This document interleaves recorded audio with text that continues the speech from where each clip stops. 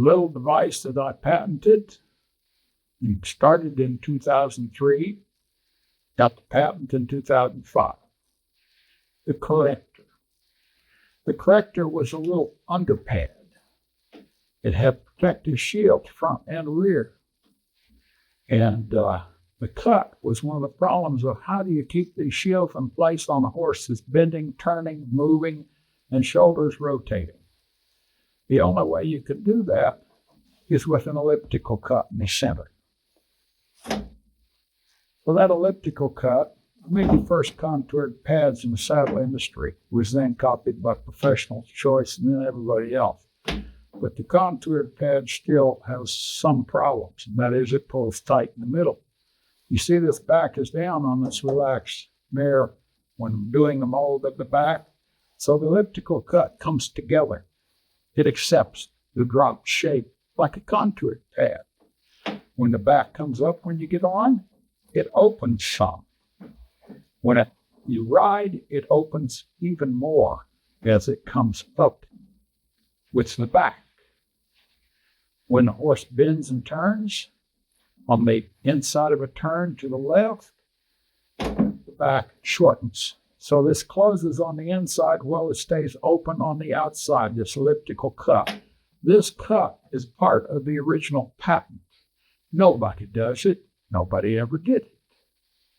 It lets the pad move with the horse to keep the shield in place. What are the shields doing? They're protecting from the saddle tree, how the horse bends and turns, and as the shoulders rotate. So as the shoulders are rotating, they're bending the shield up and front. This is continual motion. It's taking place one side and then the other. And pretty soon, as you can see, this tree is scooted back. It naturally positions the saddle for the horse by the horse's own horsepower in the shoulders. And the rear is to protect on the inside of the bend from the outside edge of the bar right here. This is not a big, broad-loined horse. This is an Arab mare. But you can imagine on a big horse that the outside of the bar can really bite in, whether they're bending and turning or not. This rear shield protects from that. I'll show you what the shields look like real quick.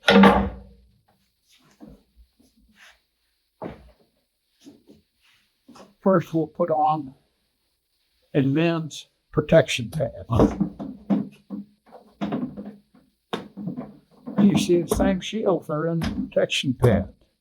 The same shields are in the protector pad too. But they don't have the holes in the outer pad over the slots, which provide for a lot of ventilation, a lot of heat transfer. The shield is this. It's molded to the basic shape of a horse, which is going to be riding. I slotted it. You see the slots get bigger as you go in? I've created a saucer right there where shoulders can bend it, and it will bend with them.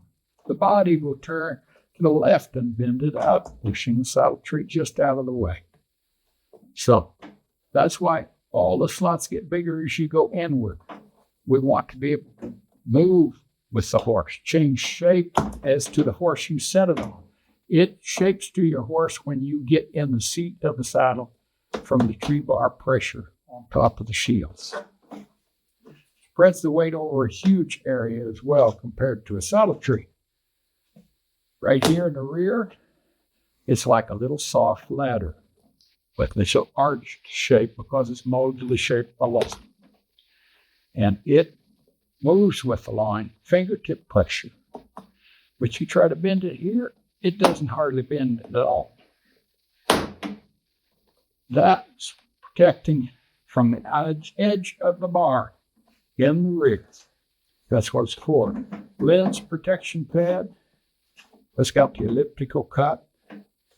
And you don't need balance shims most times because I did one thing. When you take a regular pad that's a thin pad, then you're having a problem because your horse is getting sore some in front. You put a thick pad on, 1 inch of pad in the rear lifts the saddle 1 inch. It's close to a flat surface. In the front, it's an arch surface. So when you add 1 inch of pad in the front, you lift the saddle 1.5 inches. You've added your 2 balance shims that are typical in the protective pad.